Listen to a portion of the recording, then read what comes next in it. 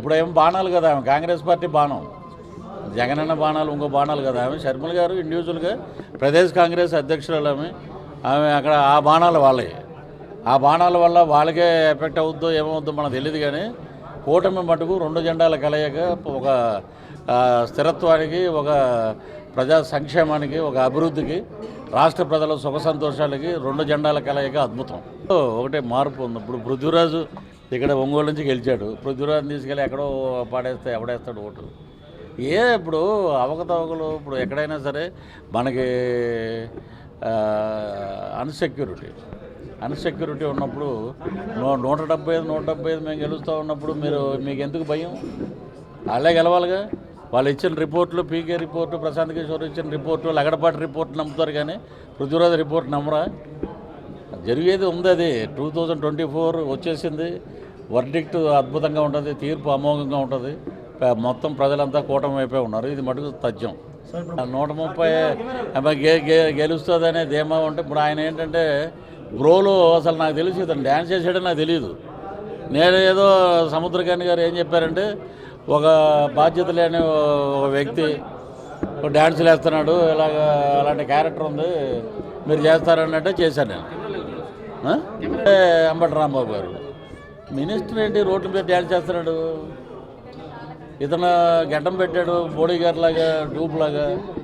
ఏంటిది అనుకున్నాను నేను. అప్పుడు ప్రచారానికి వెళ్ళాం, అప్పుడు క్లీన్ షేవ్. ఈయన కాదే అనుకున్నాను నేను.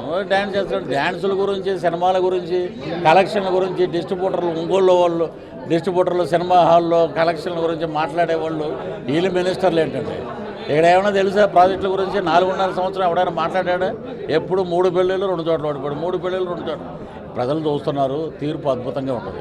136 స్థానాలతోటి మిశ్రమ ప్రభుత్వం ఏర్పడితే 21 ఎంపీ స్థానాలు రాసుకోండి. ఇది నేను వస్తున్నా త్వరలో మార్చిలో ప్రచారానికి, అప్పుడు చూపిద్దాం మిగతా సంగతి అంతా. నేను పోటీ చేయనండి. నేను ఆ కూటమి వెనకాల ఉంటాను.